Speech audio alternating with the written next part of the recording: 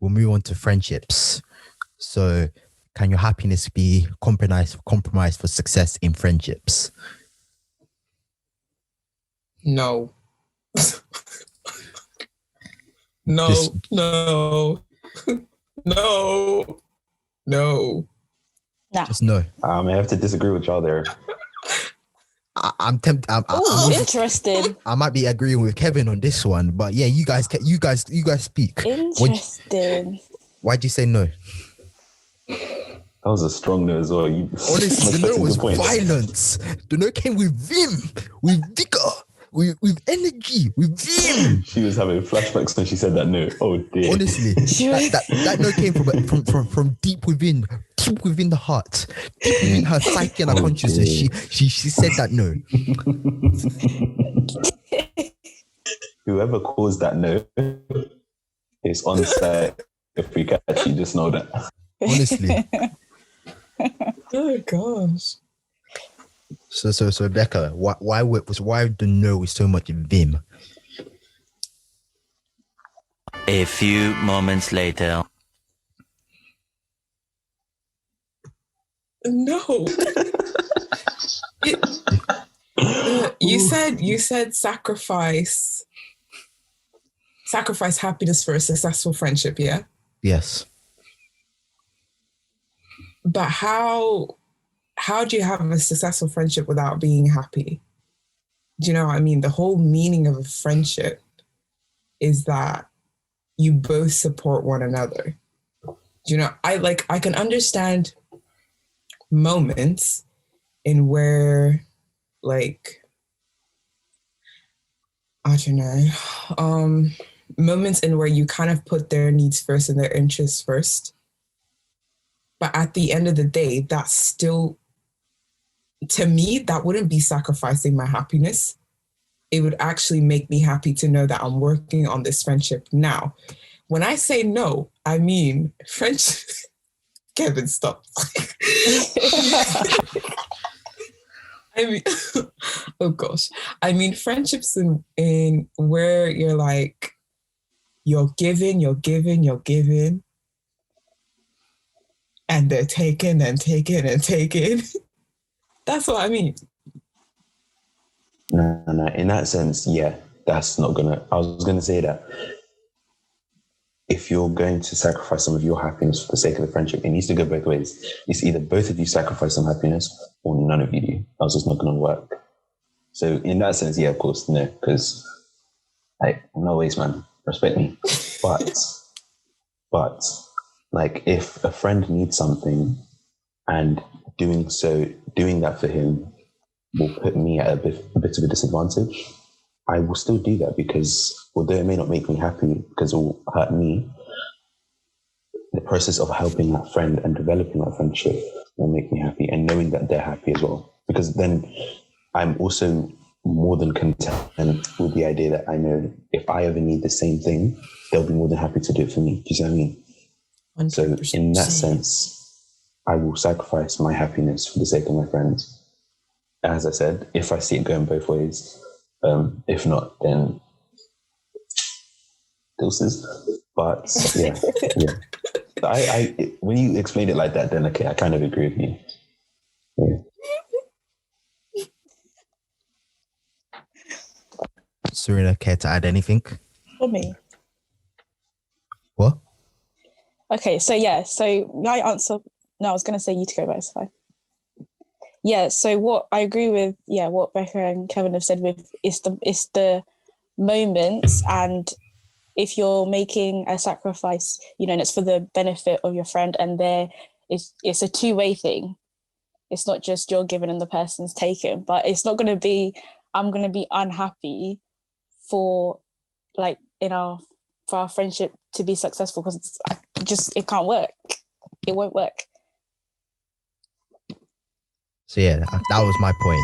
So that in order for a successful friendship, you have to sacrifice some of your happiness. Otherwise, the friendship's not going to work at all. Because shout out to Adam and Eve, we're imperfect. So we all have traits that we're not gonna like in others. We're gonna have, as we mentioned at the beginning, we have our worst personality traits. So as a result of that, no one friendship is going to be perfect, and therefore no one friendship is going to be fully happy.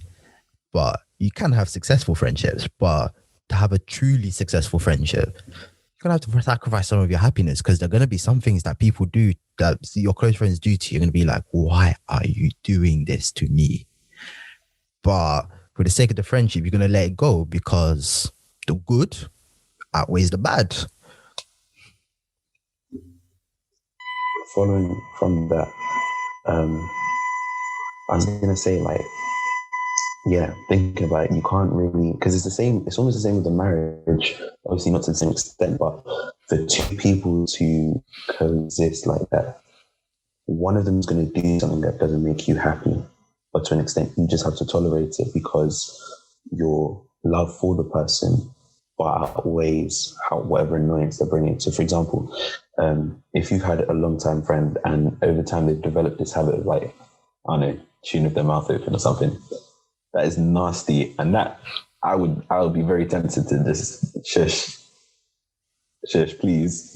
But because they're my friend, because I care about them, I might tell them like, yo, it's impolite, but also I'll tolerate it to an extent because that's still my friend at the end of the day, and it may not make me happy sitting there seeing a man munch with his mouth open, but the friendship, the value I have for the friendship outweighs that, so I'll take it, even if it makes me a bit annoyed.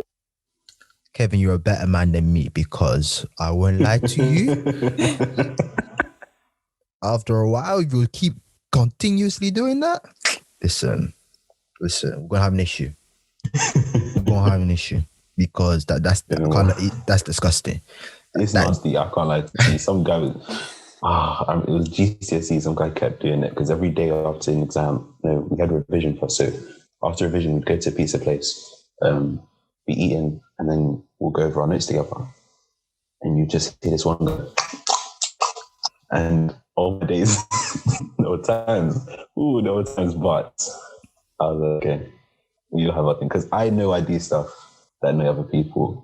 There are times I'll talk too much or I'll do something else. So I'm aware of that. And because of that, I want to kind of have the same response. Like, because some people will see things more annoying than others or less annoying than others. As you said, you find that super annoying. I find it annoying, but I think it's tolerable for me. Nah, sorry, definitely not for me. The amount of fights me and my brother have because of this.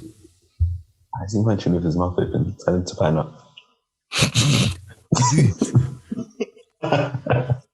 Fair enough. But yeah, now I'm saying that because I know that some things I do might really annoy people, I tolerate some of their little idiosyncrasies in the hope that they will tolerate mine. So wait, so what are some of the things that you do sacrifice for happiness? What are some of the things you do sacrifice then? That's for everyone, by the way. So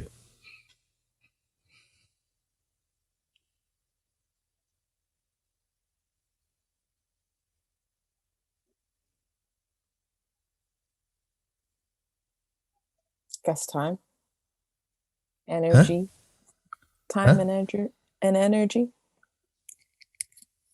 Time and energy. That's better. Thank you. What do you mean? I see your AirPods died, isn't it? Your AirPods died, didn't it? Yeah, it did. Yeah. I've been using it all day anyway. I don't know. I mean, I work quite early in the morning, so I do have to sleep quite early at night, but I'll find that, like, at times I'll just sacrifice a bit of, like, sleep or something if someone needs me. And energy, because I don't have very much of it. But I'll use it up. I'll use it up for my friends. So yeah. That's nice of you. I'm gonna lie. Becca, Kevin, what about you two? You mean Serena? I'm Becca now. Serena. Yay! Serena, Kevin, what about you two? Your English is gone. Allow me.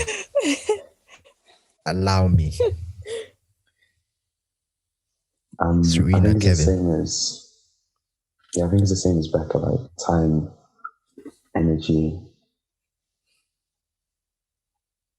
Yeah, I think especially energy because, as I said, I'm very picky with what I'm going to exert energy on or who I'm going to exert it on.